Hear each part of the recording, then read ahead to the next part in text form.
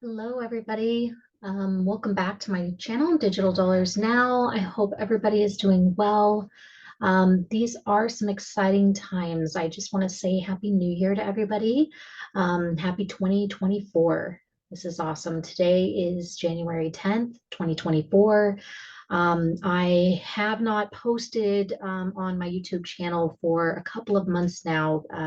Do apologize for that. I've been pretty busy with a couple of things and just personal career work wise and working on some other projects and writing some content for a book that I'm working on. But there is just so much going on right now, some exciting things that have been happening just in the last few weeks, the last month and a half, I'd say.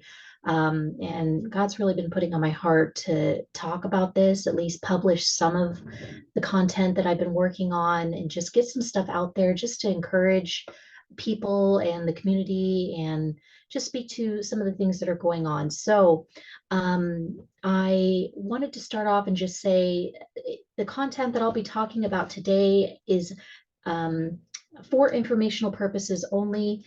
This isn't intended as financial advice or any of those things. I am not a financial advisor, so please do pray on any of the information I share with you today. And certainly, if you feel necessary, consult your financial advisors or your partner, spouses, whatever, before making any big financial decisions regarding your current investment portfolios and things like that. But I will be sharing some information today and just some things that I've been working on personally, and hopefully some of this information will encourage you.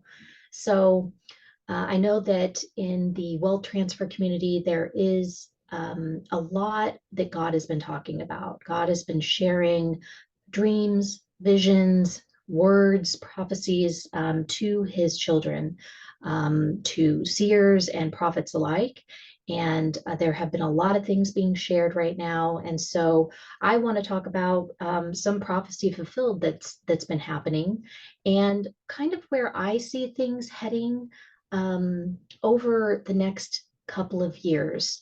In my personal opinion, I do feel like 2024 is a big year. It's going to be a big year for his children, not just in the United States, but globally. And it's going to be a big year of acceleration, of abundant grace, I feel like, for his children. But also, I feel like God is going to be bringing to pass some events that are going to be uh, possibly troubling and maybe frightening on some levels, that is meant to awaken, really, the world, non-believers, and maybe some children that have fallen away, some people that aren't currently right now walking with God.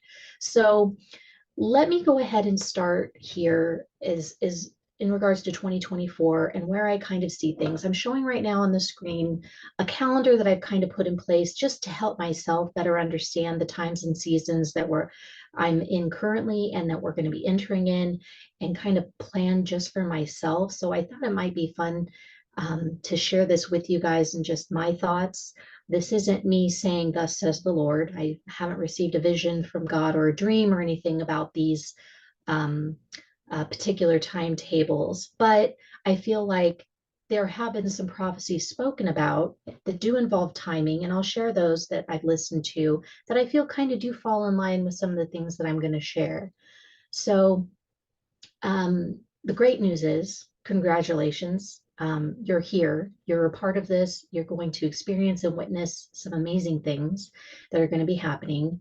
And in my personal opinion, I feel like 2024 does mark a time on the calendar where we can say the great wealth transfer has begun. And you, my friend, are in a unique position to really benefit from the greatest transition of wealth in human history, in my opinion.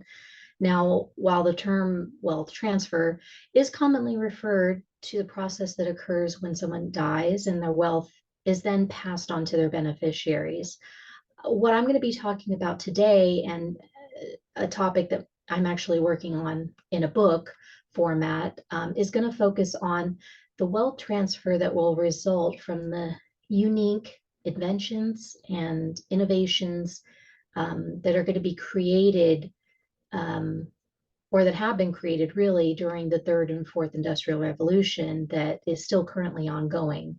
And if you don't know what those are, it's okay. I'll cover those here just shortly in turn. But more specifically, discussing the transition that's going to occur in stages over the next several years. So it's also going to be taking place on a global scale. It's going to be affecting multiple industries and multiple markets. So not just financial sector.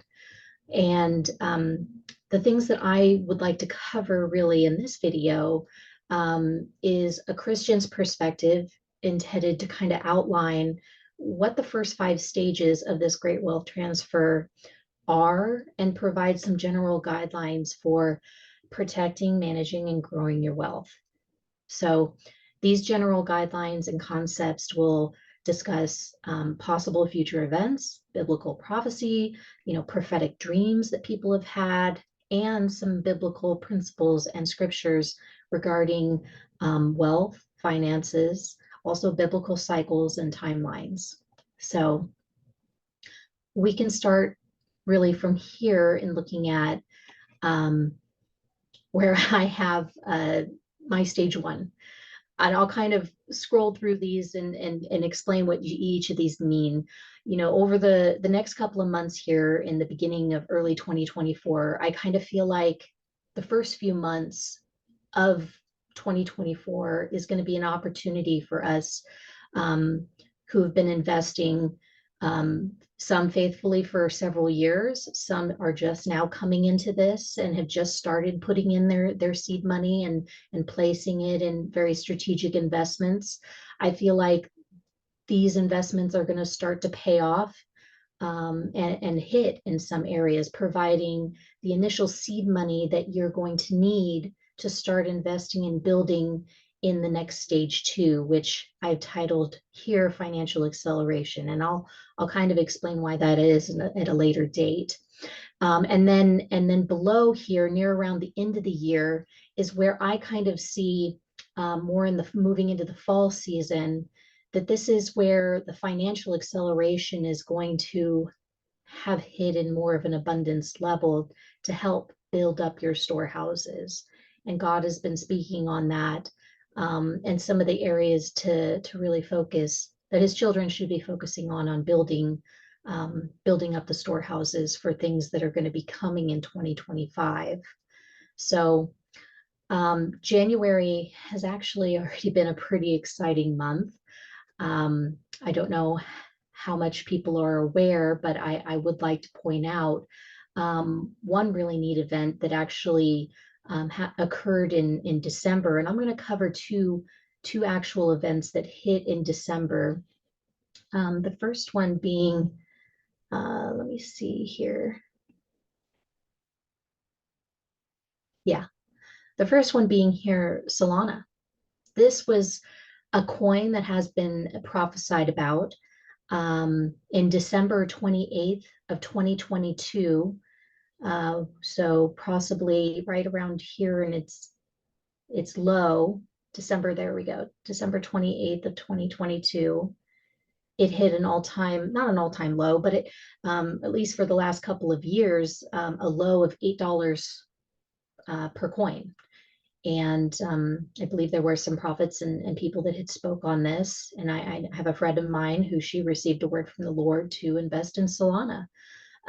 So if anyone had invested during this time, maybe these couple of months where Solana was really, really low, and held on to it. And that's one of the things I kind of have seen from words that I've received, and also friends of mine that have received words from the Lord. He tells you in advance, sometimes a year, 2 years or more in advance, on some of these investments to get in, to be watching for it, to, be strategically mindful about certain things. And I think that is for a reason. One, to build trust in him. Another, to build patience. And two, when you invest in these, like cryptocurrency and other investments, and you hold on to them for more than a year, they are considered long-term investments from a taxation point of view. So you pay less tax on them when you do um, cash out or transact in some type of activity that's going to incur a tax event.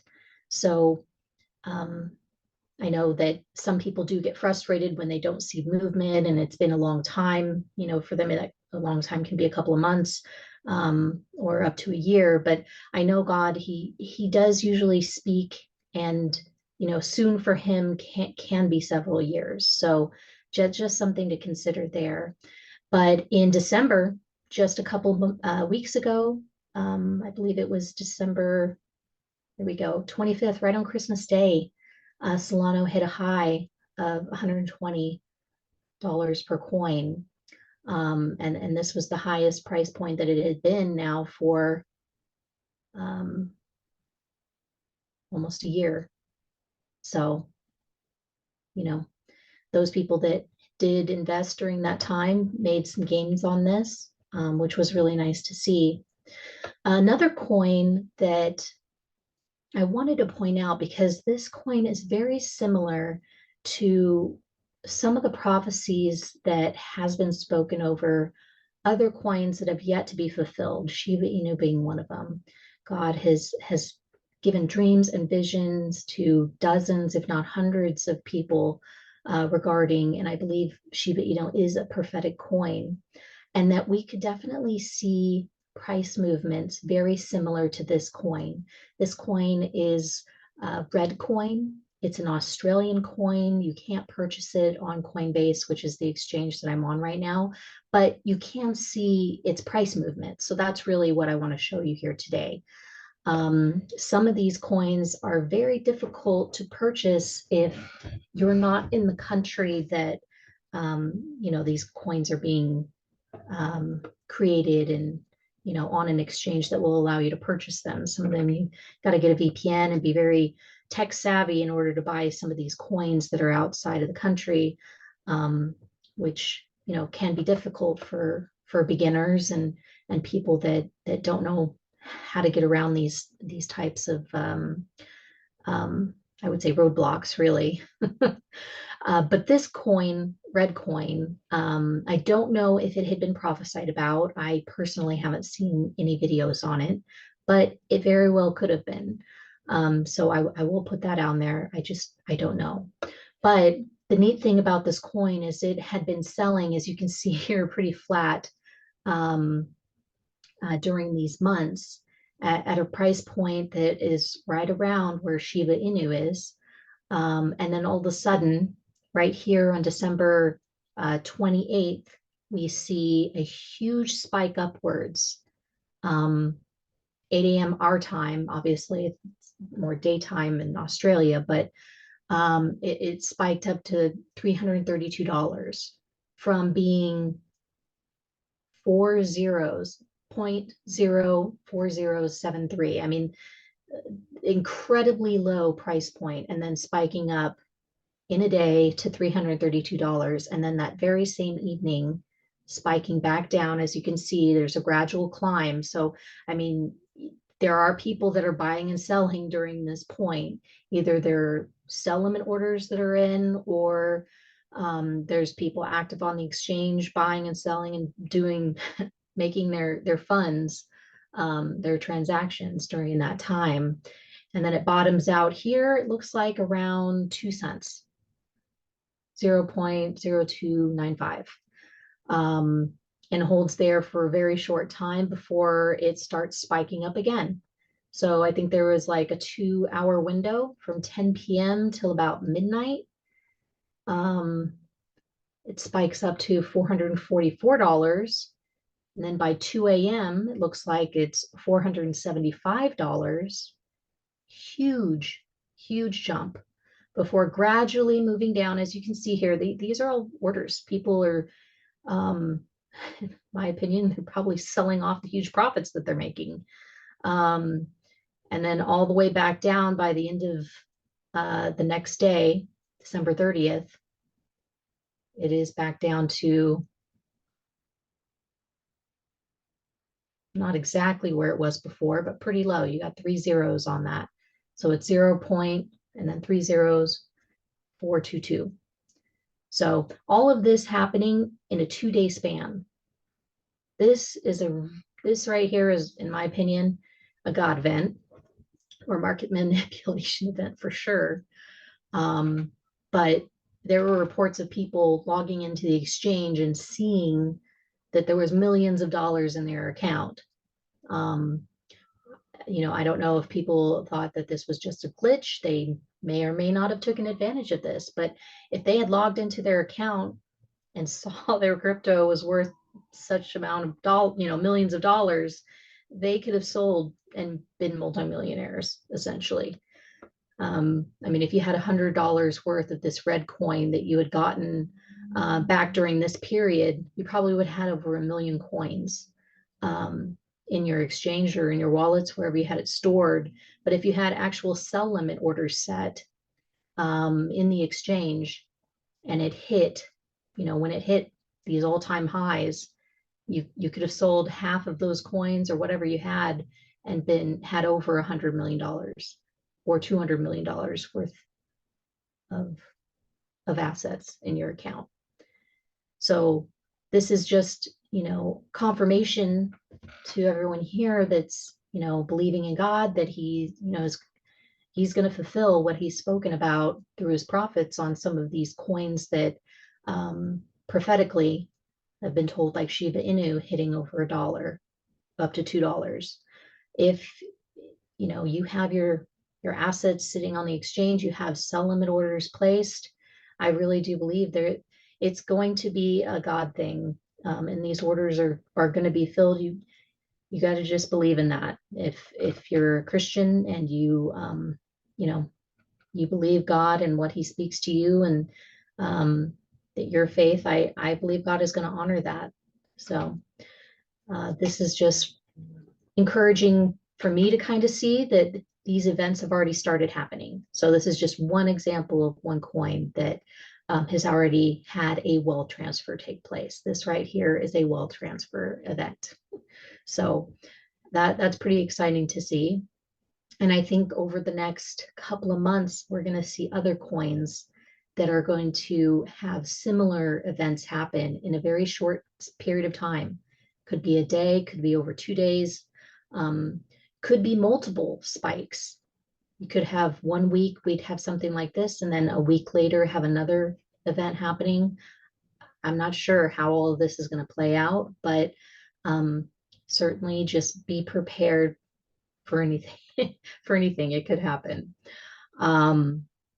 There's been, a couple of other prophecies going around about meme coins. So WikiCat is a meme coin that has been prophesied about, and I tend to think that we might see God moving in some of these coins that aren't as popular, I would say,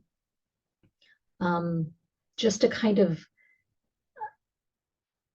maybe reward those that have been listening to him. I don't know if that's the right way to term it, but we may see him moving in some of these other smaller valued coins first, and then before moving on a coin like Shiba Inu, because WikiCat and was it BNB Tiger, BNB Lion, those coins aren't on any typical normal exchanges where you can actually have sell limit orders placed in them. You have to kind of go about getting them in a roundabout way, where I've been purchasing it as a swap through using PancakeSwap and my MetaMask wallet. It takes a couple steps in order to get it. You have to purchase BNB first, the Binance coin first, and then transfer that to your MetaMask wallet. And then from there, you can link PancakeSwap, which is a swap exchange platform. And you would then swap out your BNB for the coin that you would want to purchase, like the WikiCat. So it takes a couple extra steps and a little bit more knowledge to be able to do those types of transactions. But it would be good to practice those and just get familiar on how to do it, because you have to perform those same steps in order to do the reverse, which is to sell it. You got to swap it back for, another coin. One of the other things that I found really interesting this month is that we've already been having a lot of events like earthquakes happening around the world, which is interesting.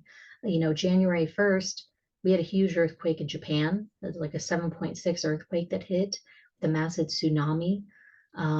So I think we're going to be seeing a lot more world events happening, possibly even more scare events regarding war and things like that that are going on in Israel.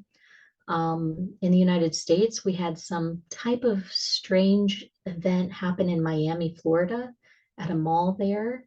It's still unclear really what happened at this event, and there's not a lot of information out there from an official reporting standpoint, even from witnesses saying what they saw or what happened. But there has been a huge spike in people that have been Googling Nephilim and giants, because I don't know if it's being reported necessarily, but there was some type of event that happened at this mall which resulted in shootings from the cops. And there was, from what I understand, 4 arrests made of teenagers there. I don't know if they were actually carrying weapons. I think it was termed they were carrying sticks of some kind. I don't know. It's a really strange report of what's going on there, but there was over 100 police cruisers that were there along with firefighter trucks. I mean, it literally looked like they had every single police cruiser in the city of Miami at this mall. From the video footage I've seen anyway. It was pretty crazy. And people just running in all directions to get away from this mall. They closed down an airport. The nearby Miami airport was completely closed because of this event. And there was one black helicopter police chopper that was in the air, covering footage from above. And the electrical grid got shut off. I don't know why they would need to shut off the electrical grid for this event, but they did. And then the police radio was also shut down. So people couldn't even listen to what was being spoken over the radio between the different police cruisers. So it was just really strange, that, in my opinion, strange activity that has been happening there. And there's been absolutely no coverage about this event on like a mainstream channel. So I don't know if we're going to be seeing more events like this occurring, whether it be in the United States or elsewhere, but it could be likely. Who knows? One of the other exciting things, though, that happened just today, January 10th, and was actually prophesied about by Manuel Johnson. He's a pastor based here in Southern California. He had, I think he was doing one of his lives on January 4th. He has a channel on YouTube, and he was doing a live video where he was talking about a couple of different things. And the Lord spoke to him during that live broadcast and said, Bitcoin ETFs approval will cause huge rally, along with other coins. And I think what he was referring to, other altcoins, meaning alternative coins from Bitcoin, would be rallying upwards. And so that was just a week ago. And today, January 10th, we see the fulfillment of that. So the SEC did approve 12 Bitcoin ETFs, which will be on the market for trading tomorrow. So that's really exciting. I think that we're going to see a rally come out of this. I don't know how big of a rally, but I mean, certainly there will be an upward momentum regarding Bitcoin with some of these ETFs being purchased over the next several months. And, wherever Bitcoin goes, the rest sort of follow. So it's going to be exciting to kind of see where that leads. Now, I know that there has been a lot of people that have had dreams and different visions regarding Bitcoin flash crash. And these have been people with dreams for more than just a year. Like this goes back 2 and 3 years back that people have been receiving things from the Lord, that there is going to be some type of Bitcoin flash crash. And for those that may not be as aware about Bitcoin's history, there is a historical evidence, and this has happened before within Bitcoin's history. So, Bitcoin being created and launched in 2000, very early 2009, it was launched. Just in 2011, Bitcoin hit the big time when it soared from $2 to upwards of $32. So imagine it's still during its infancy during that time. So for it to go that big of a rally up was a very huge achievement for them. But it wasn't till shortly after that, I think it was on June 19th, that there was some type of criminal hack that occurred over, I believe, a couple of hundred accounts. And they stole literally millions of dollars worth of Bitcoin. So in a single day, the value of Bitcoin fell to 1 cent. That was a huge event that really shook the community, especially because this was a very early technology at that time, and it was still in its sort of infancy, trying to get up and off the ground. So that it was it was pretty devastating, I will say, certainly for those people whose accounts were affected and their crypto was actually stolen. I don't know if the crypto flash crash that we're going to see happen again, that's been, people are having visions about Bitcoin flash crashing down to 1 cent again. I don't know if it's going to be because of a hack or if it may be because of other trading that might be happening with people making long and short positions on crypto.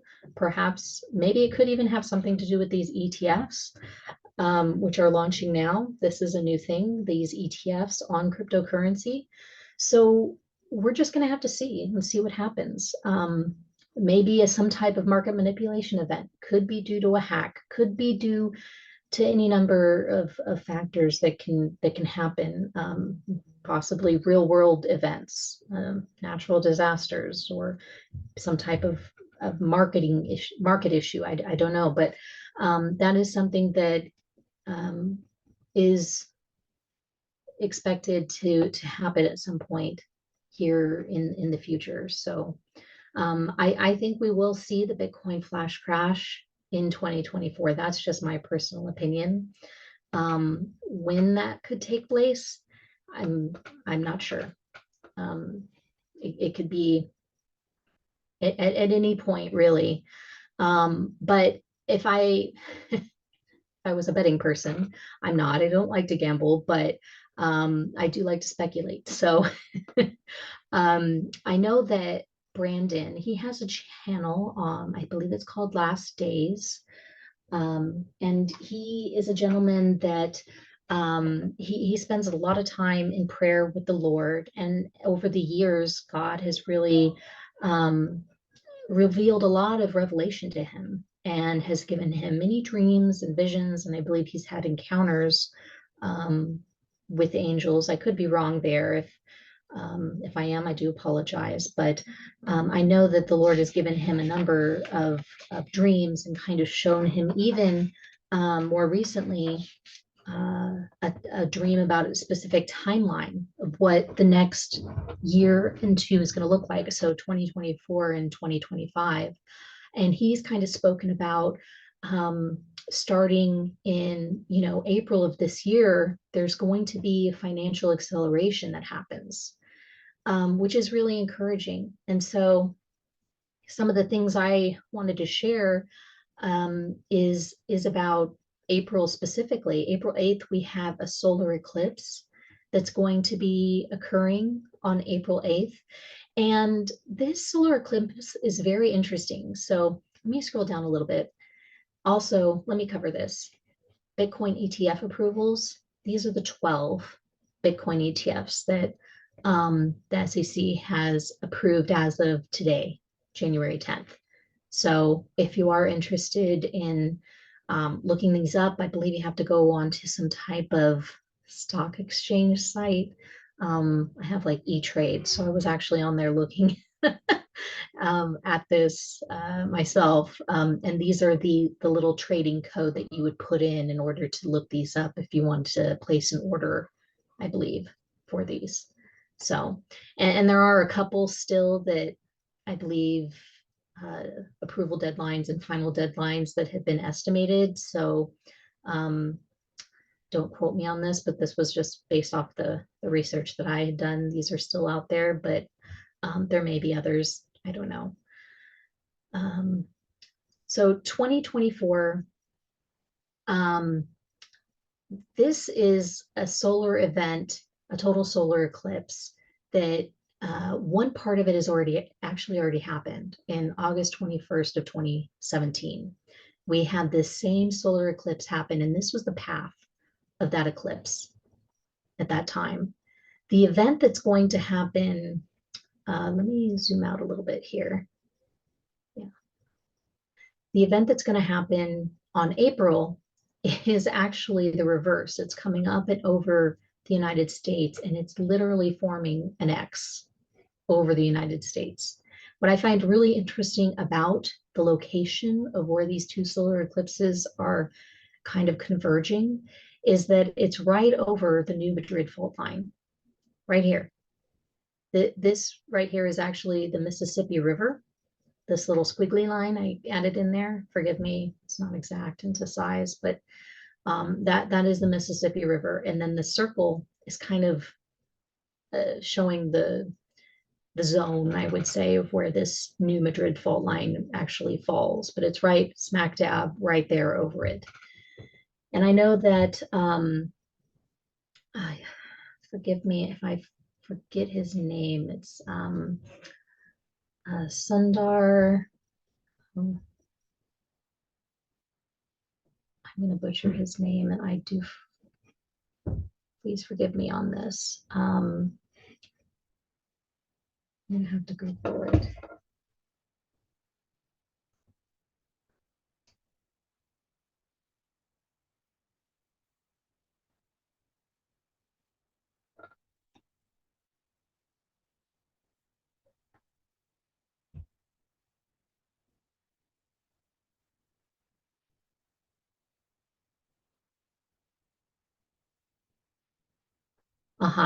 It's Sadhu Sundar Selvaraj.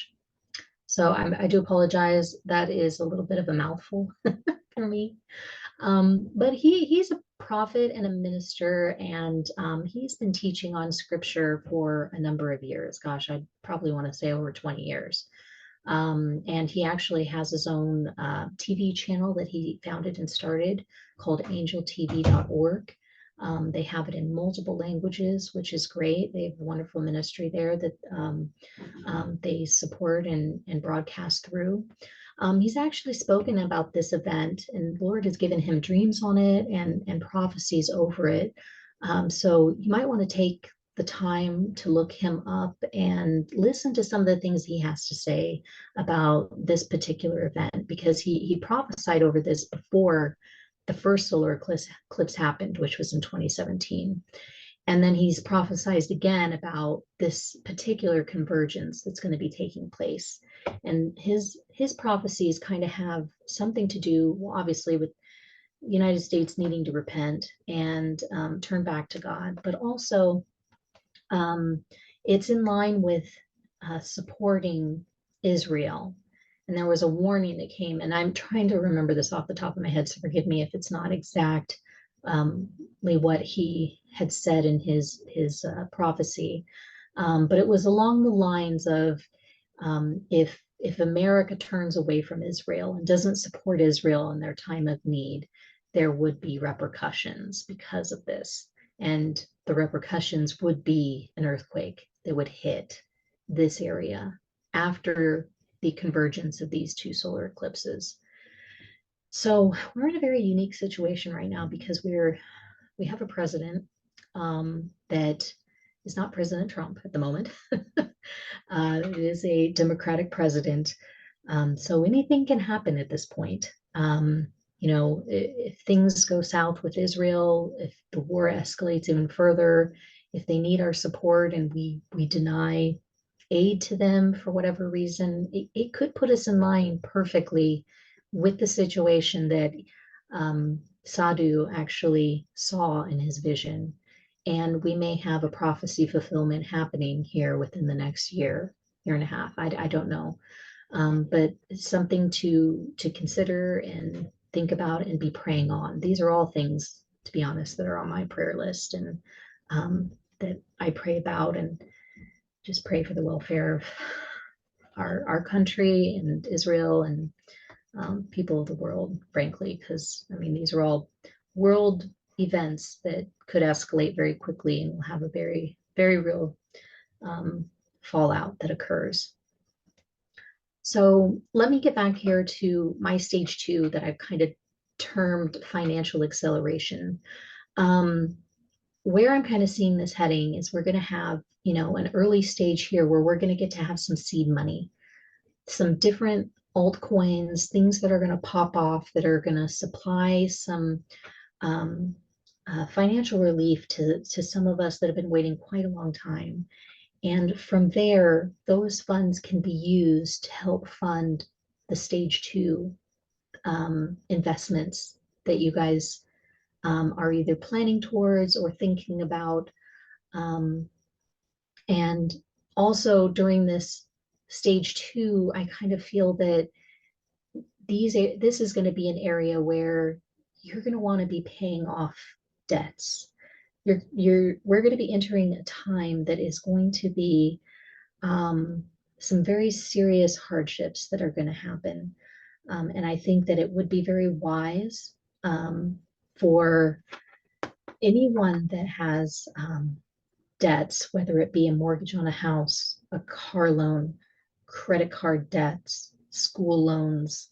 I think it would be a very wise thing to consider just paying those things off with some of the wealth that the Lord may be blessing you with. I know there have been prophets and ministers that have had dreams and visions, God giving them words, telling them to get out of debt as quickly as possible. And then there have been others that have been talking about like a debt jubilee and people's debts being eliminated and wiped out. That does sound great and all, but you don't know what kind of strings are going to be tied to that. If you are one of those people that all of your student loan debt and all of your credit card debt was, eliminated overnight because of, say, a banking failure and financial reset of some kind. You don't know what kind of strings may come tied to that that may hinder you. I don't know what the government may be trying to do or come up with, but I don't see that they would give away something for nothing, in my personal opinion. I don't think our government is really on our side at this point, so I wouldn't trust in them or that, in just my personal preference and opinion. So this is something you'll need to pray on and see what the Lord is guiding you to do, what the Lord, is putting on your heart that is best for you and your family too, because it can be different for those people depending on where you're geographically located. I do think that there's a lot of events, a lot of things that are happening in the month of April.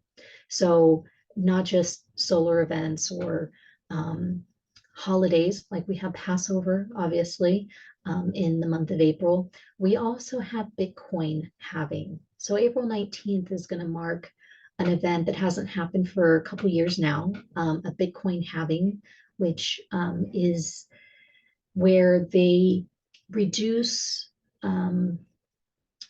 let me make sure that I'm saying this correctly.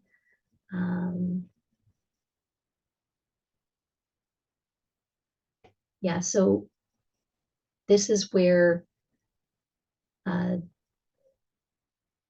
it could be between March and June, to be honest. but I'm putting it in April just because of Brandon's dream that he had. I kind of feel like that makes sense that it may fall there. But essentially, the Bitcoin halving is where the reward for mining Bitcoin transactions is cut in half.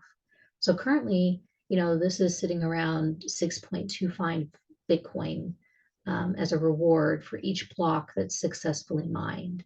And the halving is expected to make that fall to somewhere around 3.125 Bitcoin. So essentially it's cutting it in half, so to speak, in regards to the rate of new Bitcoin that's actually created during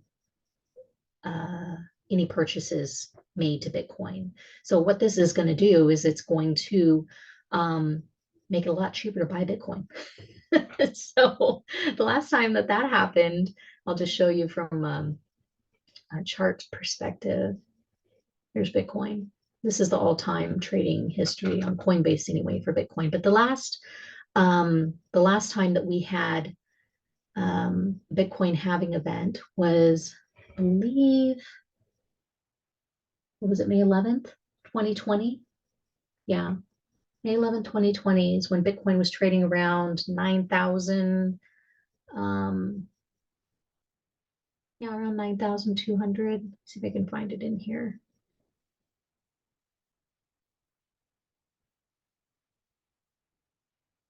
Yeah, my chart's too condensed, so I can't find that exact date. But anyway, as you can see, the price points here are really low. I mean, 8,000, 9,000, under $10,000 you could have bought Bitcoin in 2020. This is amazing. And then basically, within a very short period of time, we saw this happen, a complete run up. So pretty much all of 2021, we see Bitcoin in a huge rally.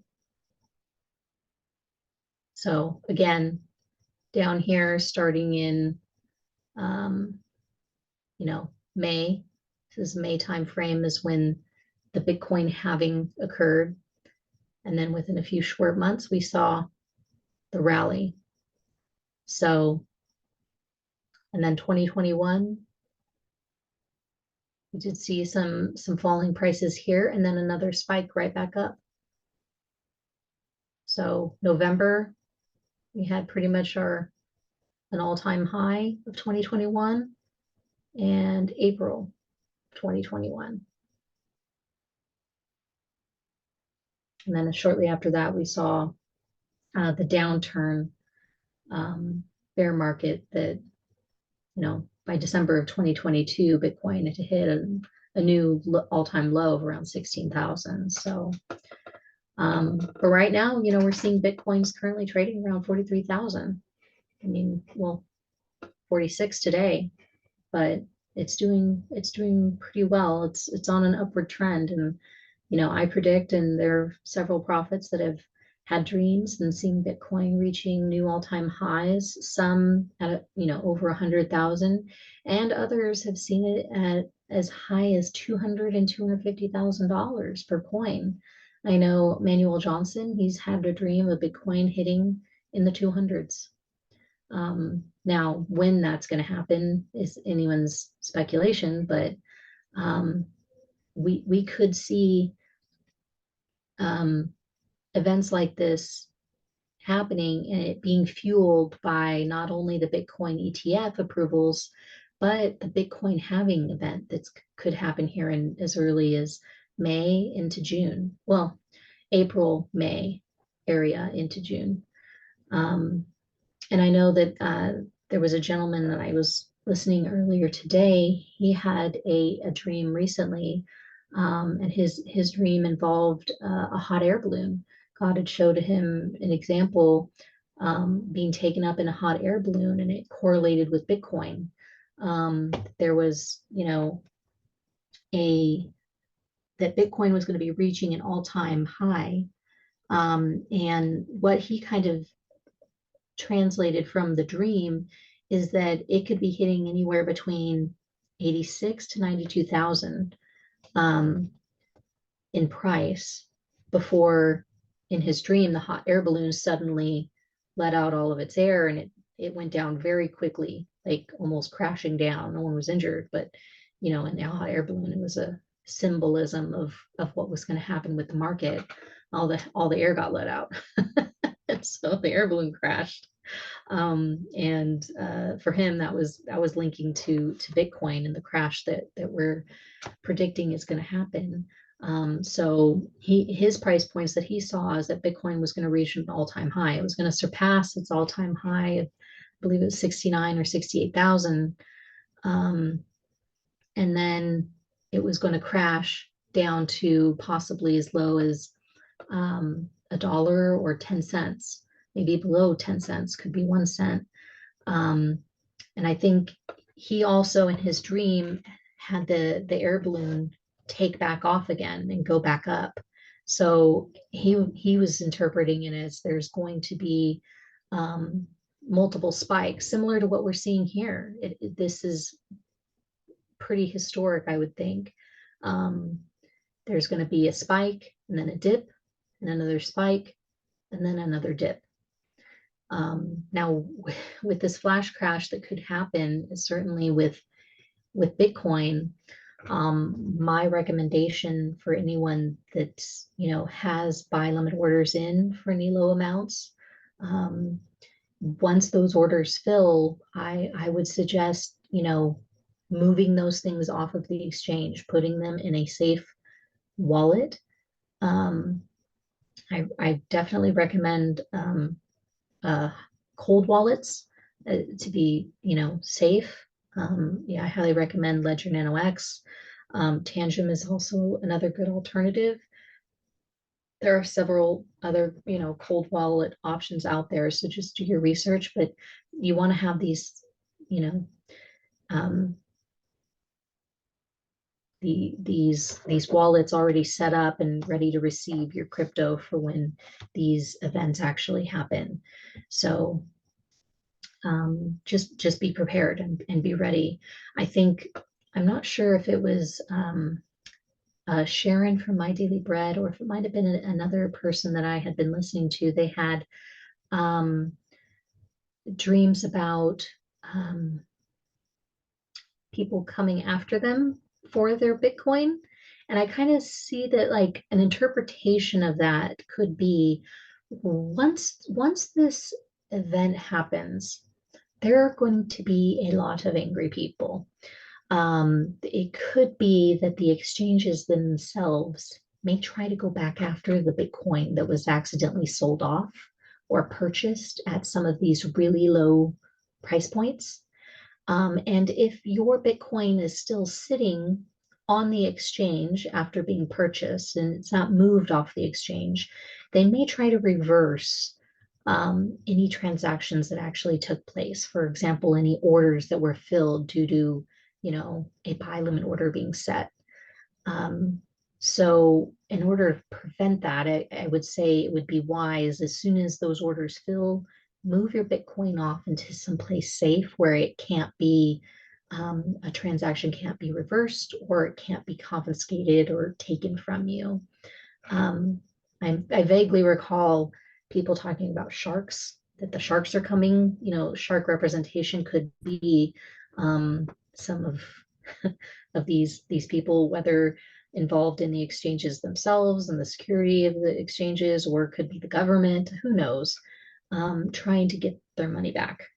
So, and again, I don't know if this flash crash is going to be because of a hack, or if it could be because of some AI bots, like AI trading bots, that maybe there's a glitch of some kind, and all of a sudden it's just selling off Bitcoin that it shouldn't be selling off. There could be any number of things that could happen to cause this flash crash event to occur. So in my opinion, I would just be safe, and certainly be mindful, when these events happen, when your orders get filled, when your say you have an investment holding that does make insane moves, don't be yelling it from the heavens. Don't be, posting about it on your social media. I would certainly recommend being quiet during these times and not boastful, just because you don't want to open yourself up to any malicious activities. And what I mean by that is we are living in some crazy times. So you don't want to put yourself in a situation where you're going to get targeted or robbed, or who knows what could happen. But these are the times that we are living in. So just be mindful of that, and be safe, and be wise above all. Just be wise during these times, and the things that you're going to be entering into. So I would highly recommend visiting Brandon's channel. It's called Last Days. He's got a lot of great videos on there, and he teaches on scripture and just some of the things the Lord's been sharing with him, which are pretty encouraging, I think. And then just some other things to just prepare you for some of the events that are most likely to be coming down the next few months to the next few years. And I feel like for those of us that, we are fortunate enough to have a relationship with God, and He is on our side, He will be protecting us through this. Our number one thing should be strengthening our relationship there with Him, first and foremost. And just be praying into these things and asking for guidance, asking for wisdom in these areas, asking, for alignment where we should be positioned during these times. And we're going to be needing to hear from him directly on what our next moves should be, because a word that God may give to me to do, it may be very different from a word that he could give to someone that lives in a different state or even a different city from me. So certainly a different country. So those are just things to consider and to think about, and to pray into, for sure. But I know one of his dreams that he had actually for 2024 was several, weather events that were going to be happening, that were going to be causing destruction, that you're going to want to prepare and pray over that. And that President Trump, obviously, we're in a presidential election year that's coming up here. So President Trump is going to be having rallies, and he actually saw a shooting attack against him, some type of at a rally. He wasn't specific on it, but he was clear that what he saw in his vision was in a rally setting, that there was shots fired, and that it was meant for President Trump. I don't know that he actually saw him being hit, or what the actual outcome of that was, but I think the Lord is showing these types of things specifically for the body of Christ to pray about, because our prayers are powerful, and we can pray against these things and have the outcome that I know the Lord wants us to have for this next season to come. And I believe he does want President Trump back in office. I think he has more things to do, and he is certainly going to be needed for the next 4 years, 2025 into 2029. So I've had a President Trump, or a dream regarding Donald Trump. He was the main forerunner in that dream, and I actually posted that on YouTube, so you guys can go and listen to that if you like. It wasn't a dream specifically about him being injured, but I would say that my dream could correlate with exactly what Brandon saw, because I saw President Trump falling and being saved literally by the Holy Ghost, and by me. I was there to help catch him, but I think I was really a symbol in the dream, representing the body of Christ and prayer warriors, because after he was saved, and then he went along on his path, I went to go tell other people who were flying with me in that dream that, the eagle has landed, the eagle has landed, the eagle has landed. So I don't know if in the dream President Trump represented America, or if he also represented himself, or if it was a twofold meaning, meaning both the United States and him. He was kind of representing in that vision. But I think we are going to see some scary events come and kind of play themselves out here in the next few months. And it's important for us to use our most powerful weapon, which are our words, it's our prayers. That is our strongest weapon that we have right now during these times. One of the other things that, let me see, that I did want to share, I've got so many notes here, I don't want to get off track. Go back to my, and another thing that may occur in may occur later in the year, but Ripple's IPO that they've been talking about could also work in the favor of some of these financial accelerations that could be happening. I think that this period near the end of the year is going to be us building up our storehouses. And what I mean by that is this is going to be the time for you to, one, be eliminating your debt. The Lord, it talks about in the Bible that we are to be the lenders, not the borrowers. That's what his intention is for us.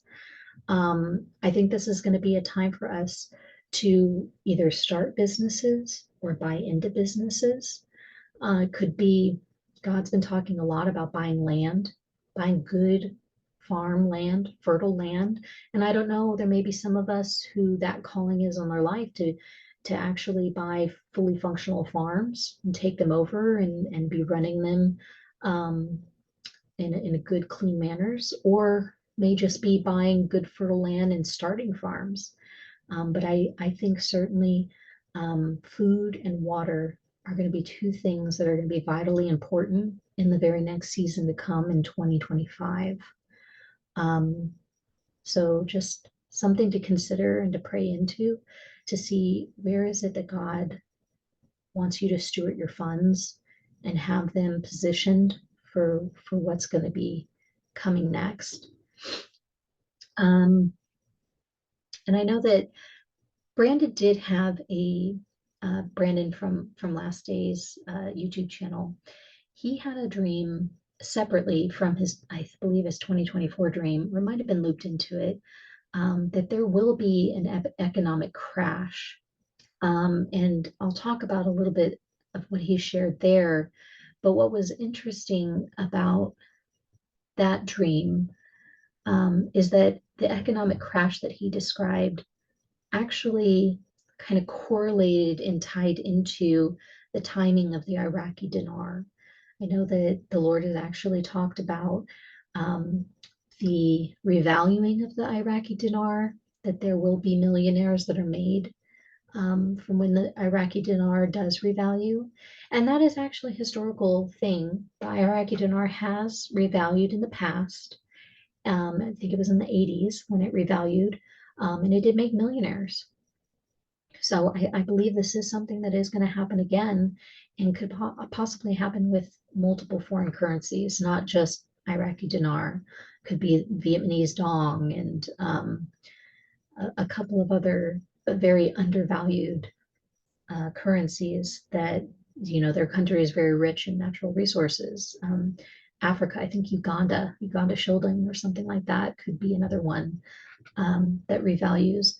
But what's interesting about the dream that he had, Brandon, let me refer back. Sorry, I'm getting flipping back and forth here on this. But his dream was actually a warning dream that he had. So there were people that had benefited from the revaluing of the dinar, and they were celebrating. They were really happy. It was a very festive time.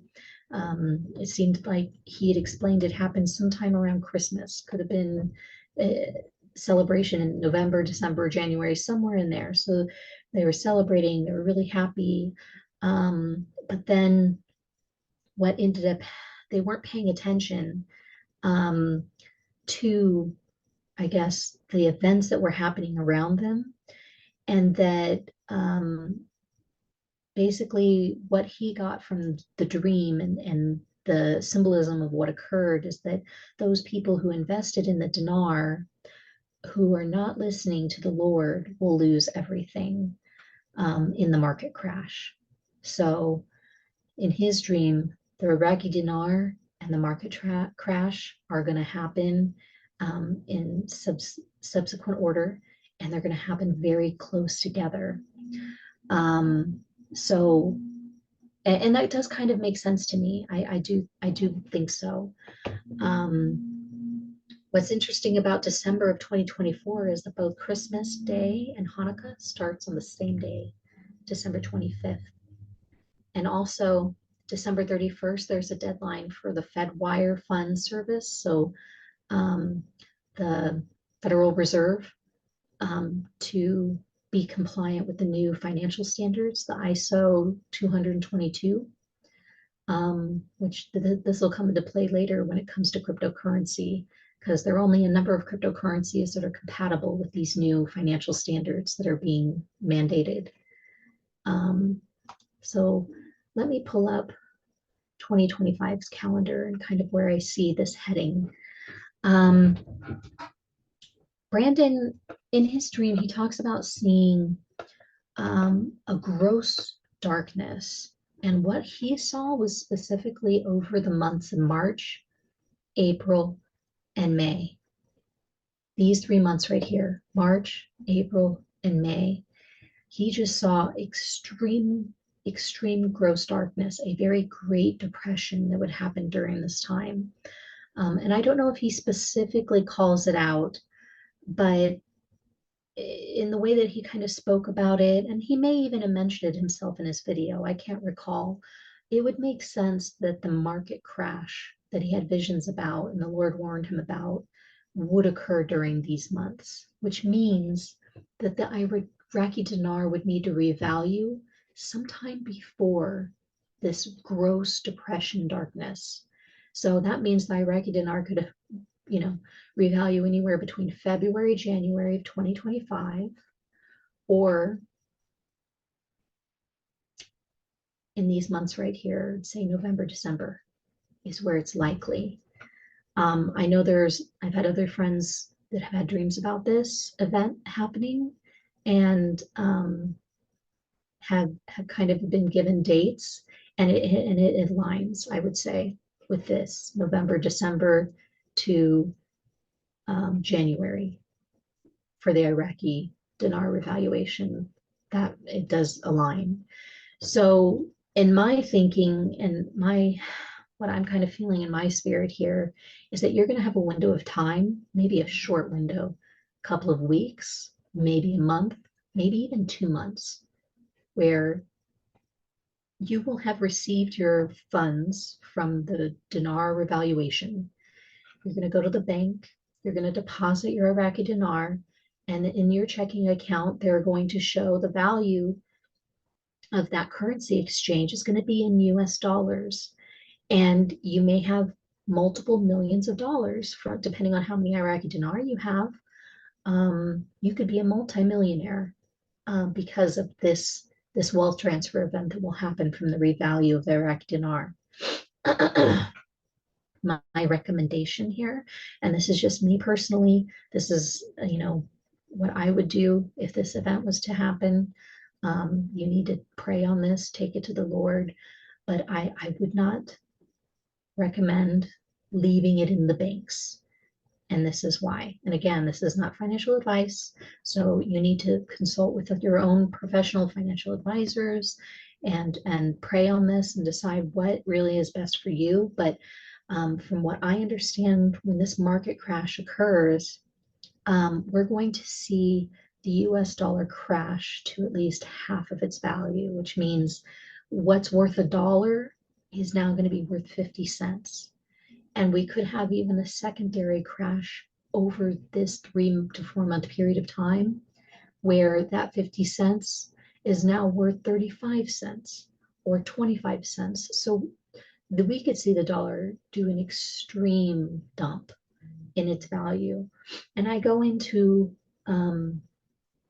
why the events that I believe are going to cause the financial crash to occur in another video that I've already posted on about the US dollar and the massive influx of dollar bills that are going to be flooding back into the United States due to the fact that the US will very soon lose its world reserve currency status.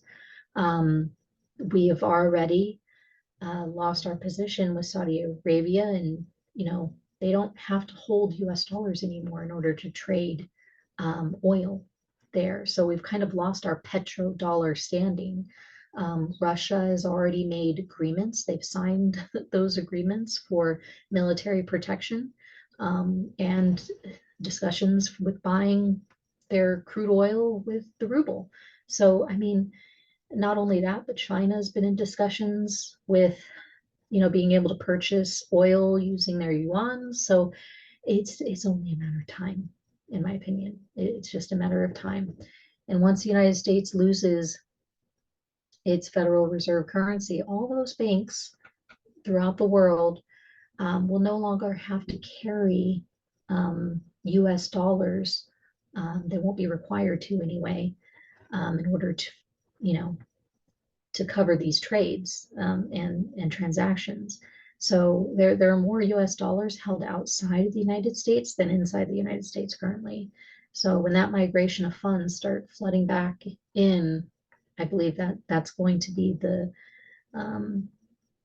breaking point in essence, when things are going to really just start crashing down. So we're going to see the Dow Jones drop, largest in history. We'll see a number of things that are going to not really look great. John Paul Jackson, he is a prophet he's passed away. He's passed away a number of years ago, but he had written, I don't know if it was a book, but he had done a lot of things on dream interpretation, and the Lord had given him a lot of dreams about the events that I believe are playing out right now and going to be playing out in the very near to far future.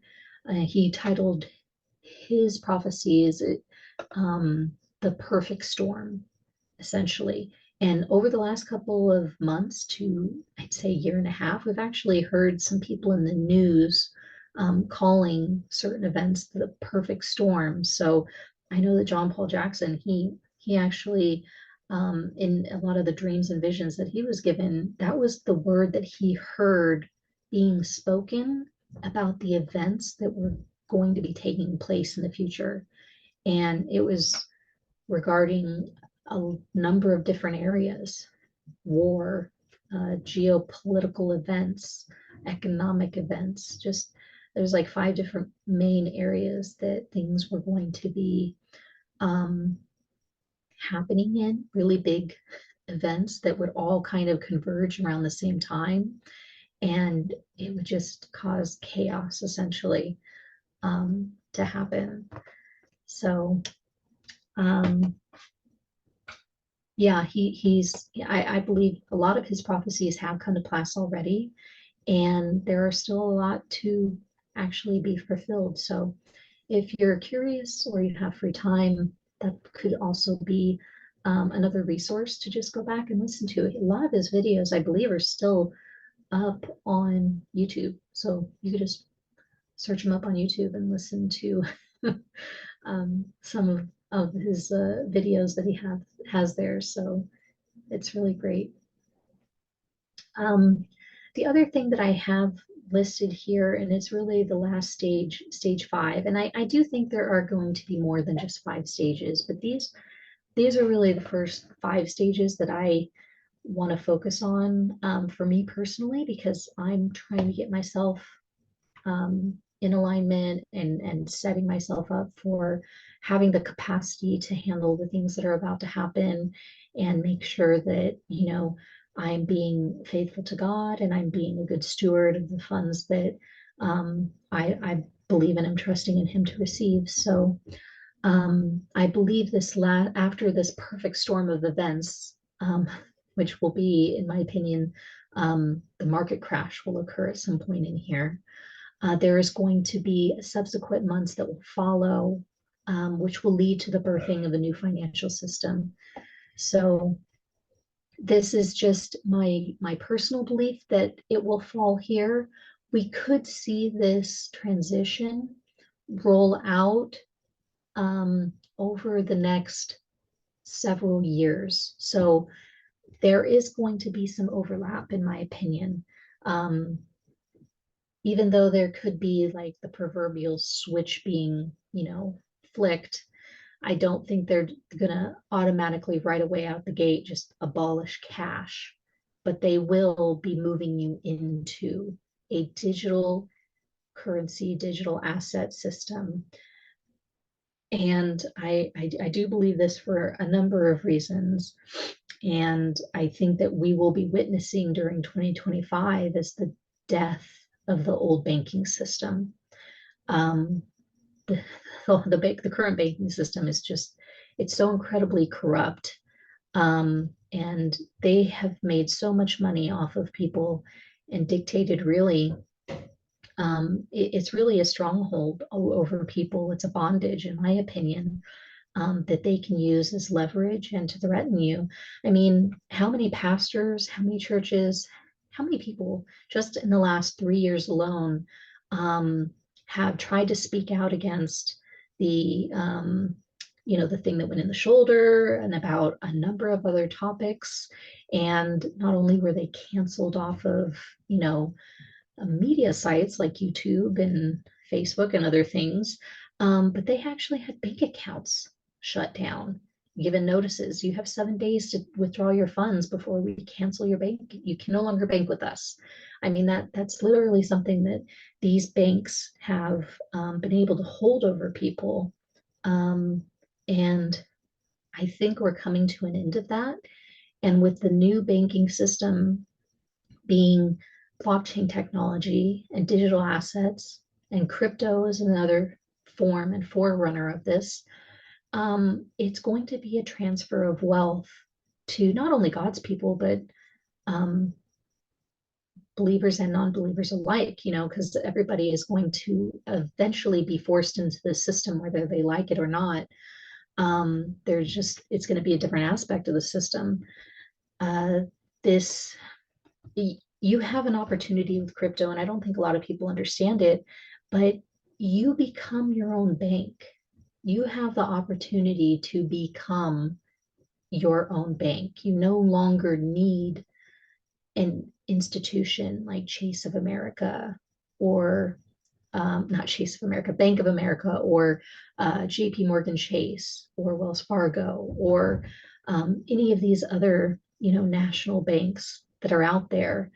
You no longer have to go to a facility. You no longer have to wait for a building to open up Monday morning at 8 a.m. or have to get there before they close at 5 p.m. You're no longer going to be limited to Monday through Friday, and then held hostage on the holidays because no one's there to help you transact. You're going to be able to, bank and do transactions 24/7, 365 days a year. And you will become your own bank, and it will be free for you to bank with yourself. And your bank will be able to fit in your pocket. I mean, these wallets, some of them come in a form of a debit card. They could just be in your wallet as another card in your wallet, or it could be like the Ledger Nano X is the size of a USB flash drive. I mean, you have the ability to be mobile with your wealth. Literally, you could be carrying millions, billions, trillions of dollars with you at any time in your pocket. No one would know. No one has access to it. And you can safely travel anywhere you need with it. You can take it onto an airplane. You don't have to disclose it to the airlines. I mean, right now, if you were to go into an airplane and you needed to carry more than $10,000 of cash, you have to disclose that to the airlines, and you have to disclose why you're carrying around that much money. It's crazy. But with crypto, you don't have to do that. It's full, in my opinion, autonomy. I mean, anonymity. You be a secret millionaire, secret trillionaire, billionaire, whatever, and your wealth is kept safe, and it's in your own personal bank.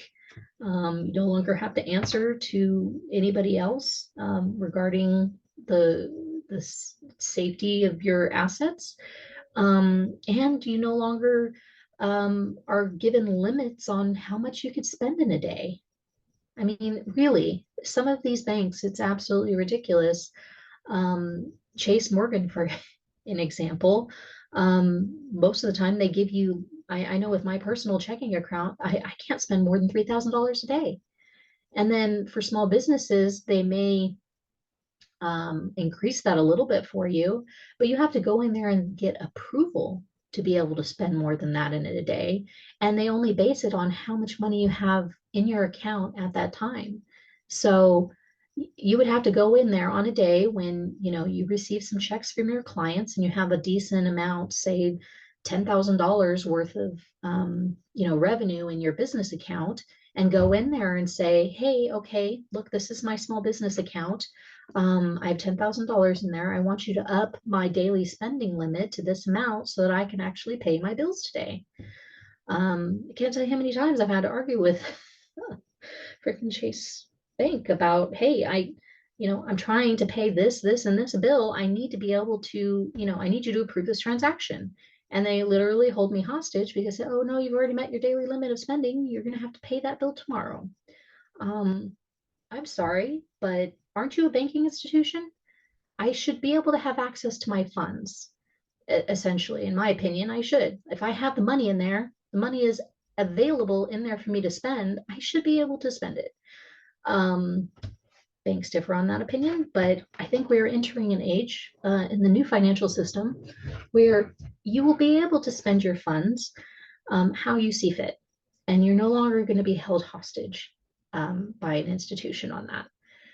So one of the things that I'm going to be writing about in the book that I'm working on is it's kind of a guide on how to prepare for some of the things that are coming, and I've already mentioned this, how to protect your assets, how to move through these different phases that are coming up.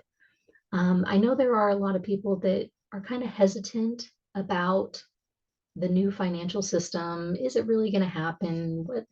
What is it really going to look like? It's hard to fathom or believe that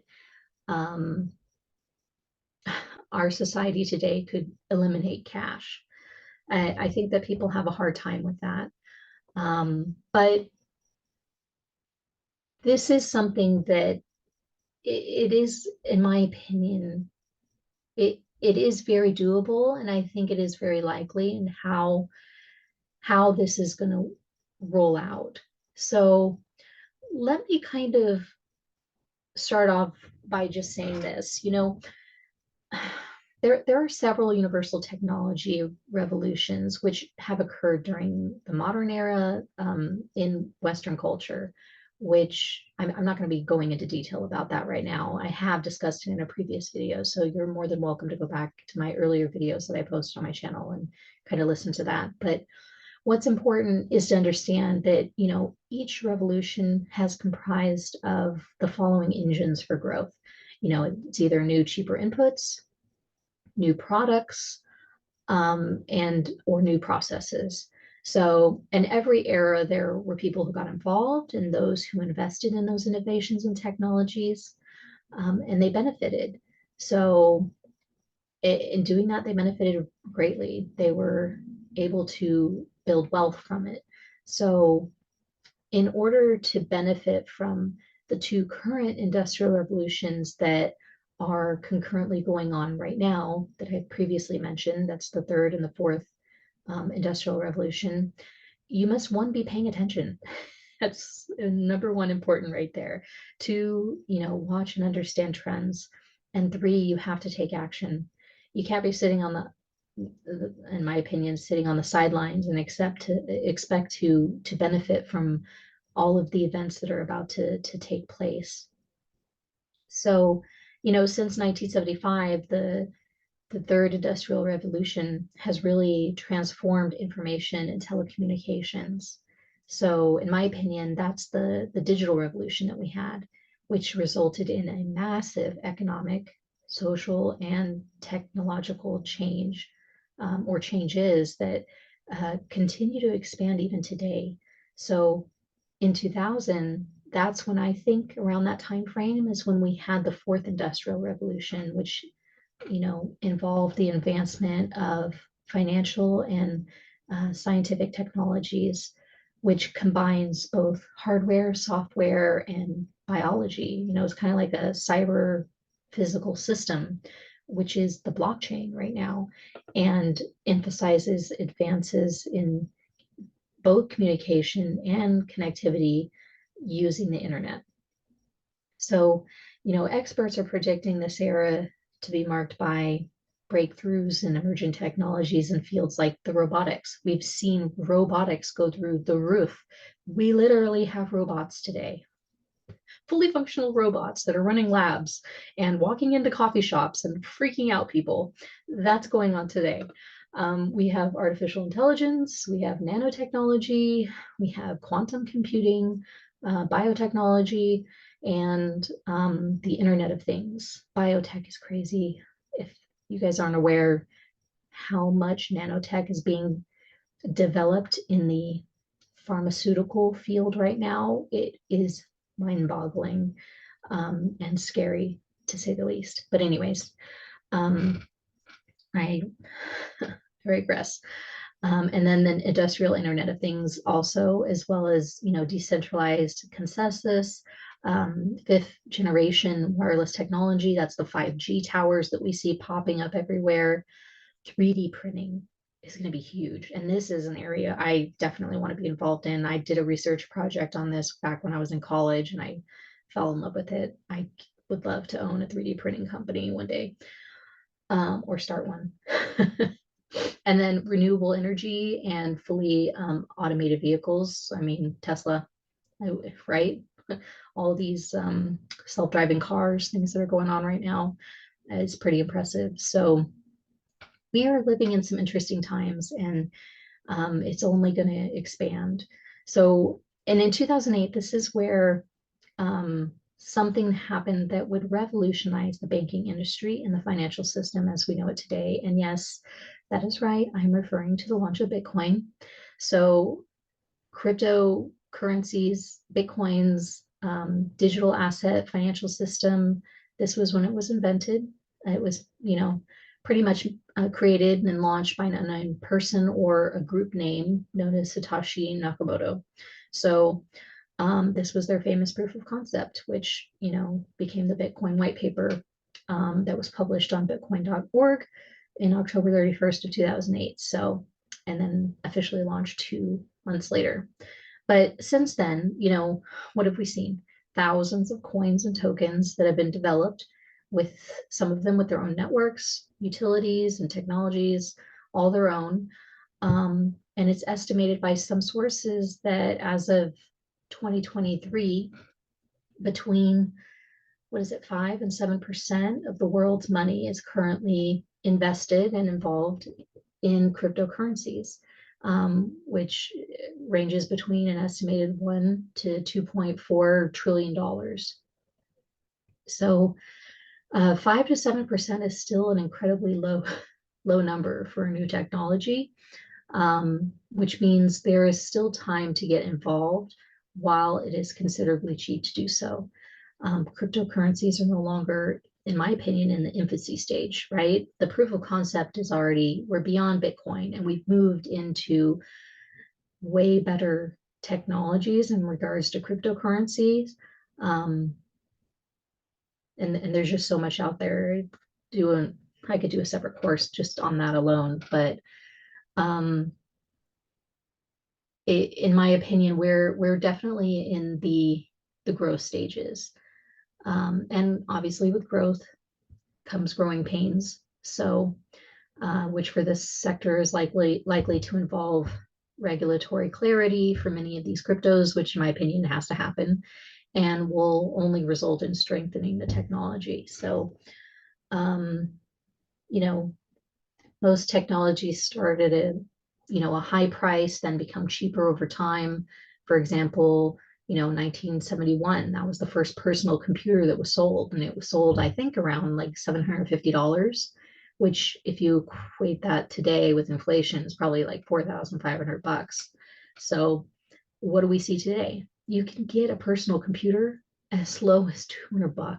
I mean, really cheap. Go on Amazon, have it shipped to you, and it works just fine. A little HP, a little laptop or whatever, super cheap. So, but what are we seeing on the other hand with cryptocurrencies? They launch at a very cheap price, and then the price increases as the market cap increases. So as people are pouring more money into these coins, the value of the coin goes up. And in my opinion, this is the time and the perfect investment for everyday people to get involved with. This is the perfect investment for everyday working class Americans to get involved with, because you can invest very little amounts of money over time, a couple dollars, $5, $10. There's really no excuse to not get involved unless you just don't have the understanding, that you don't have the knowledge, or and you don't have the wisdom to be able to move forward on making a decision for something like this. In my opinion, that's the only excuse that you could have for really not wanting to get involved in this. And I know that cryptocurrency is still a concept, much contention, and there are those that believe it's not here to stay, that it's not real money, that it's too easily manipulated, and that it could be used to track and control consumer purchases. I admit, when Bitcoin first came out, I thought all of those things, which was the main hindrance for me back in 2010, 2011 timeframe for not purchasing any Bitcoin. I honestly thought it was dumb. I thought that this technology was going to be used as part of the beast system, the new financial system, the one world order that they're trying to push. And I didn't want anything to do with it. And while there's still, I think, some truth in some of those assumptions and preconceived beliefs, I've now researched the technology enough and feel that I have a better understanding of how God is going to use this system, this blockchain technology system, before the rapture of the church and before he returns to set up his kingdom on earth. So another thing that I came to understand is that, the way that civilizations exchange currency is always changing. I mean, you can either change with it or be left behind and forced to follow, and then forced into it during, the mass adoption stage. So the way that, civilizations have exchanged currency has changed in every era and generation. You can look that up and research it yourself. And it's always changing, depend on the needs of the people and the technology of the times that you're living in. So I can point out a number of examples to kind of corroborate this, but historically, for example, commodities such as gold, silver, precious metals, jewelry, even grain, agriculture products, they've been used to barter since biblical times, bartering transactions, right? While, these commodities are still used as a store of value and can be bought and sold today, they're no longer used as the form of payment for everyday goods and services. So it wasn't until around, I think, 600 BCE, there was the creation of an actual coin made from either pure gold or silver, that was created as a standardized size and weight of a currency, making it easier to transact with. And then in the 7th century AD, during the Tang Dynasty, the Chinese invented the use of paper money to make it easier to handle, move, and transact larger, monetary transactions. And then it wasn't until 1600s that Europe began using paper money as well.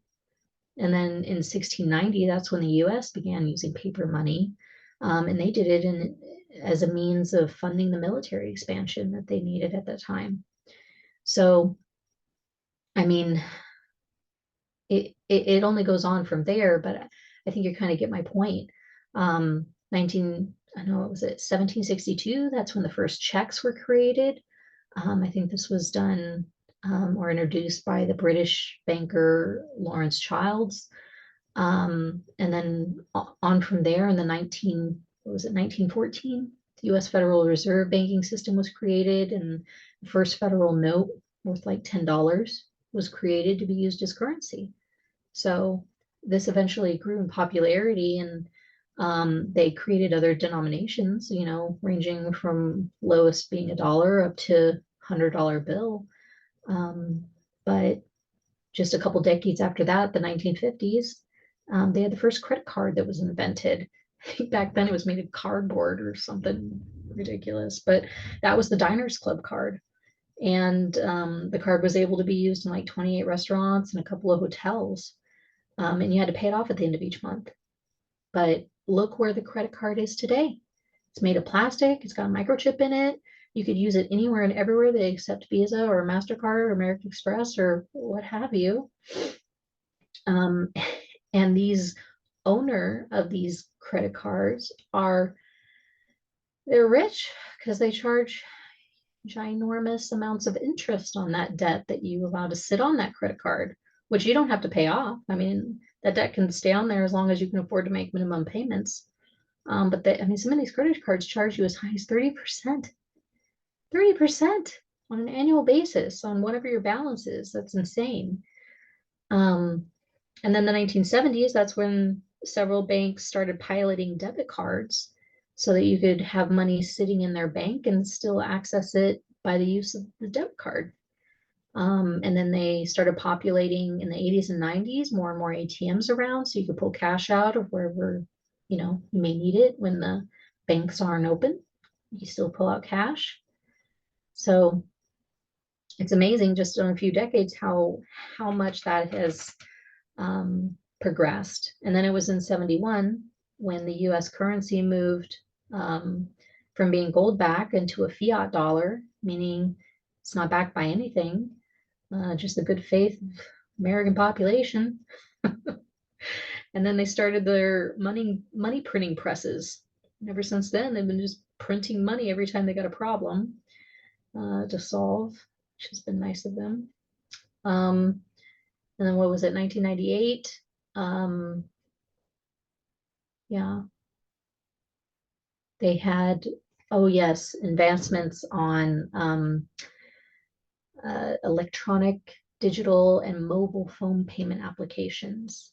This was huge. So you could now use the internet and these applications to purchase goods and services or just transfer funds around using Apple Pay, Venmo, Google Pay, Samsung Pay, PayPal, Zelle, Cash App.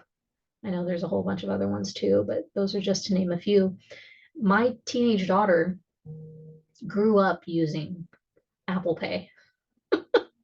I mean, she grew up using her phone to make purchases since the sixth grade. She got a phone in the sixth grade. So she's never had to actually carry a debit card with her until recently. I made her start carrying that thing around with her more often in a wallet. But she finds it very hard. She's constantly misplacing that thing. I honestly believe that this generation of children that are teenagers right now or under the age of 22, they are so used to using these electronical digital payment applications that the transition from Apple Pay and those type of applications into just using crypto is going to be so incredibly simple. There is going to be no hindrance there. It's probably going to be very well accepted. I think it might be a little bit harder for the older generations, millennials and above, silent generation, boomers definitely will have a hard time, but any generation that has a hard time learning new technologies may find it difficult. But this is where the progression of currency exchanges is going, and certainly has been since they launched Bitcoin in 2009, which, in my opinion, marked the birth of a digital currency and the beginning of the new financial system. I don't know if you are aware or if you know this, but the developers of Bitcoin have actually left Bitcoin because it's a dinosaur. And in my opinion, I don't really see a point in investing in Bitcoin. Um, but they have left Bitcoin development and have moved over to the Federal Reserve development of their central bank digital currency, which is launched already. Um, so the same developers that helped, um, I would say improve on Bitcoin over the last 10 years or so have now moved over, and you can find them on the Federal Reserve website where they have a whole page dedicated to the developers that are making the Federal Reserve central bank digital, their FedNow coin or whatever it is. They're listed on there. So don't take my word for it. You can research that yourself. But I believe starting this year, 2024, and then through to 2030, there's going to be like a series of events happening in very rapid succession that are going to bring about the fall of the old financial system, the era of the fiat dollar and the central banks, and then a rise of the new digital and quantum computing financial system. And it's going to be during this transition period over the next 2 to 3 years that there's going to be a very specific transfer of wealth created from the migration of billions of people moving their wealth into cryptocurrency, causing crypto assets to rise in value, making new generations of millionaires, billionaires, and perhaps even trillionaires, because there will be people that have bought some of these coins when they are, for less than a penny. I mean, some of these coins are like 0 point and then 4 zeros, and then that's where the numbers start, like Shiba Inu, and there are dozens of other ones. Some of these meme coins that I don't know if they have a long-term future, but there's money to be made, like the BNB Lion and BNB Tiger and WikiCat. Some of those coins have 18 zeros after the decimal point, or 10 or 11 zeros after the decimal point. I mean, just imagine if those go up to $1, the type of wealth that would be made there or could be made there. So when you see the financial system make a shift, and I think it will happen in a way where it could be very fast, it could be very slow. But if the Federal Reserve starts saying, we're going to be issuing your tax refunds in a digital format, and that digital format is going to be in the form of their central bank digital currency, and they may be issuing you a card, which you can use that card to purchase items at, like you would normally pay using a credit card or debit card, or you could transfer the funds on that card to your own personal crypto wallet, or transfer it to an exchange where you could swap those funds for their central bank digital currency coin to a different coin of your choosing. You're going to start seeing, in my opinion, events like that happening, because why else would our government be investing time and money in developing their own central bank digital currency if they're not going to use it for something in the future? Also, there are a lot of other banks that have already developed their own central bank coins, like JP Morgan. JP Morgan has their own coin. I don't know if it's fully functional as of now, but it is in development, or perhaps has already completed their development. There's a number of banks that are already working on that. So, and for example, with Ripple, RippleNet, or their XRP ledger, their technology, along with their native coin XRP, it is intended for countries and government bodies to be able to exchange funds very quickly with immediate liquidity. And these countries can develop their own coins, their own central bank coins for their government or their country, using their blockchain network, their technology. And they're not the only ones. So this is where we're seeing, in my opinion, the future of finance is headed, because it's incredibly cheap. You could transfer hundreds of thousands, even millions of dollars within a few seconds for, I mean, I don't know the exact cost. I think it varies depending on the amount that you're transacting in, but incredibly cheap when you compare it to the current system, which involves the SWIFT system in order to finalize transactions, which is very expensive and can take days, if not weeks, to finalize. It's old, it's archaic. I think that it makes sense. But there are cryptos that I feel God is wanting us to get into, because we will be able to be our own banks, and we will have security in a sense that there's more autonomy. People can't really see who's holding these funds. They're private wallets, private means of concealing your wealth, versus a lot of these central bank digital currencies that are being developed by governments and institutions, where it's essentially programmable money. I mean, these banks and these countries can pretty much say what you're allowed to use your money towards and what you can purchase and what you can't, kind of like welfare.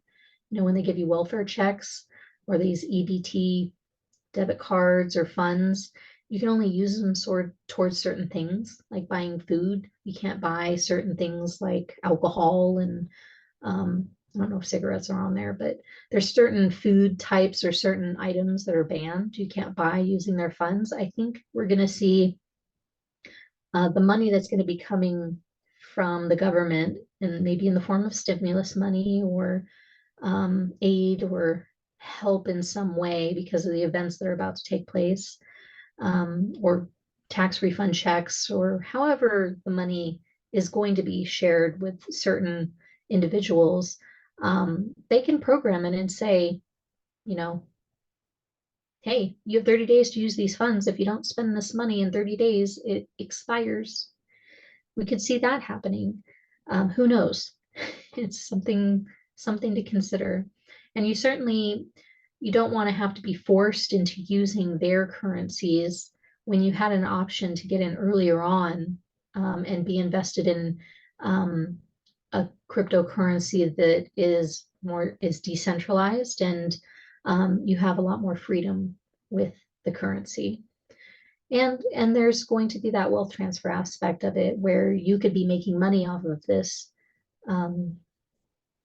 now during the next few years, that could allow you to purchase and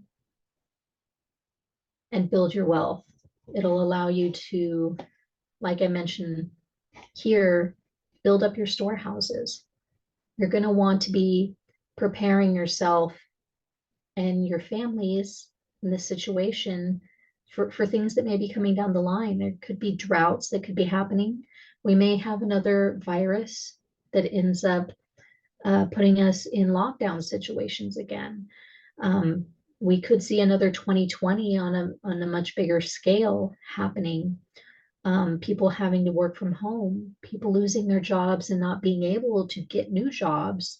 And cryptocurrency could be something that they go into even as a form of income, because they're able to invest small amounts and then sell off and make enough money to pay for their month and the next couple of months worth of bills using the profits in cryptocurrency. So This may be the time where you're building up and buying homes, you're buying land, you're buying things that are going to get you through some of these harder time periods that are coming up. So that's just kind of what I see over the next 2 years. And there's certainly going to be some different events that'll be coming up in 2025. Who knows? We'll have to wait and see what this is going to play out and look like, and things that'll lead into 2026 on until 2027. So these are all new seasons ahead. So one of the things that I wanted to, and will be writing in my book, will be how to properly plan for these influx of finances that you may very well be receiving, and how to properly set them up so that they are protected in a trust. And maybe talk to you a little bit about the different types of trusts and what that looks like, because you're going to have to learn about this and decide what is going to be best for you and your financial situation. Do you need to set up a land trust? A land trust so that your land and properties that you're going to be purchasing will be protected under the land trust, but also they're not in your actual name. They're going to be in the name of the trust that you're going to be setting up. So people can't, try to target you for whatever reason. Or, there are people that do all kinds of crazy things, like boxcar you in on the freeway and cause an accident and then try to sue you and say it's your fault. There's all kinds of snatch and grab situations where people will try to rob you of your wealth, essentially, or they see that you're a high net worth individual, and they'll say they slipped and fell or on your property and try to sue you, or who knows, so many different situations that can come up that they might try to target you for whatever reason. And I think this is another warning during this time that you're going to need to develop your list of people, that you trust. You're going to have a circle of people that are going to be considered your um, inner circle of people that you trust during this time, because these are going to be some difficult times that we're heading into. So you just need to be prepared, and making sure that you have that solid and strong relationship with the Lord is going to be should be your step number one. That's going to be vital during this time. You really need to be able to discern and hear from God clearly during this time. You can't be counting on, whatever word of the day is being on, posted on YouTube. You're going to need to hear directly from Him for um, your daily food, for what you need to do that day, how you need to prepare, where you may need to go. And that's going to take some humbling. I know for me personally, I've got to work through those things, and I'm working on drawing closer to God and hearing more clearly from Him, certainly regarding these times that are coming up. I think having the correct mindset is also important. This was one of I think, the key things that prevented the Israelites, once they crossed through the Red Sea, from just going directly and inhabiting the land in Israel.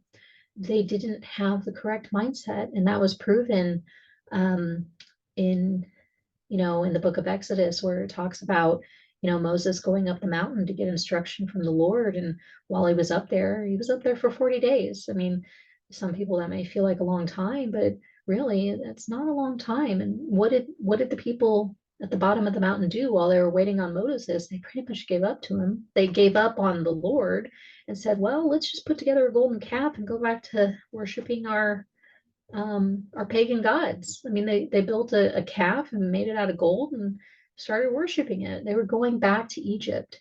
They wanted to go back to Egypt. They even though they saw this incredible miracle of a wealth transfer themselves, all the gold in Egypt that was given to them, they escaped the Pharaoh. The Pharaoh's armies were destroyed. They made it through the Red Sea, and still they weren't in the right mindset to inhabit the land, and therefore they had to wander the wilderness there for 40 years until the older generation of people died off, and the newer generation could come into maturity to be able to take their inheritance, which was promised to them in the land of Israel is today. So you want to certainly be thinking about where your current mindset is and what changes may need to happen there. Education is also going to be key during this time.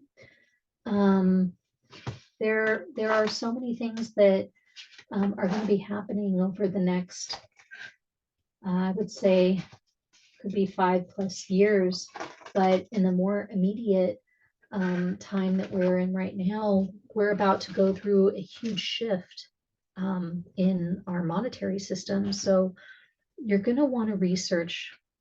In my opinion, it would be a good idea to research about cryptocurrency, whether you believe in it or not, whether you think it's a good idea, bad idea. It, knowledge is really key. And really, what is knowledge? So knowledge of something, these are facts, this is information. These are also skills that are acquired through a person's experience. That allows them to understand or comprehend a theoretical or a practical use of a subject or an object.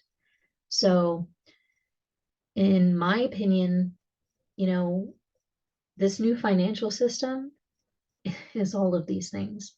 You're going to have to learn the information about what it is, and you're going to have to acquire the skills on how to use it if you're going to benefit from it.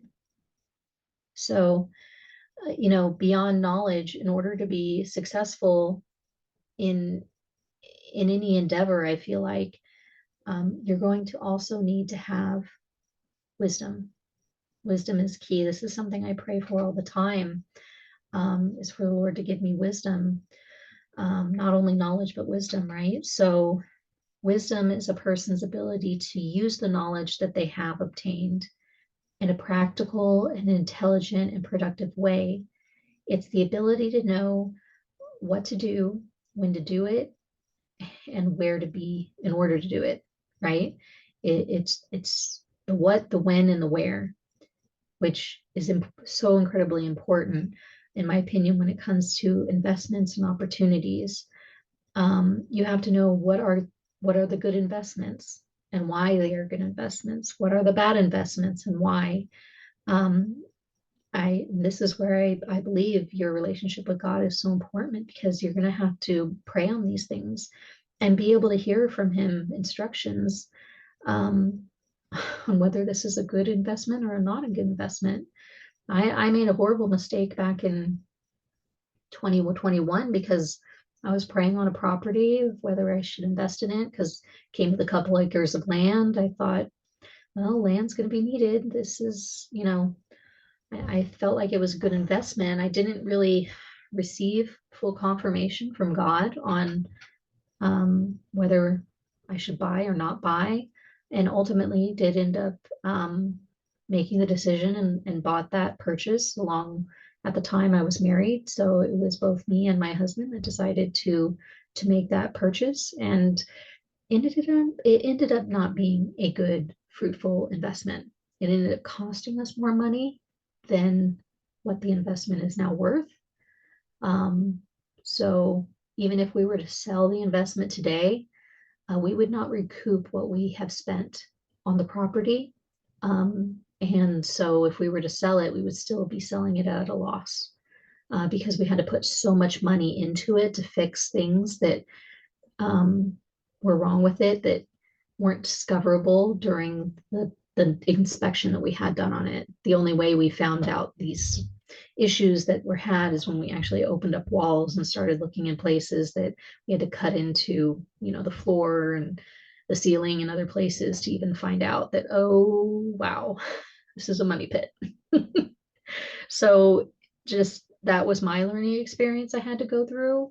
And just it shows to me that you have to be patient, and times, even though you may feel like there's urgency there, if you don't hear from the Lord, sometimes it can be very costly if you just go ahead and make a decision without his input. Or maybe I was in a place at that time I couldn't hear from him. Maybe he was speaking to me and giving me instruction, and because I didn't hear or I couldn't hear from him, I ended up making a mistake in that financial investment decision.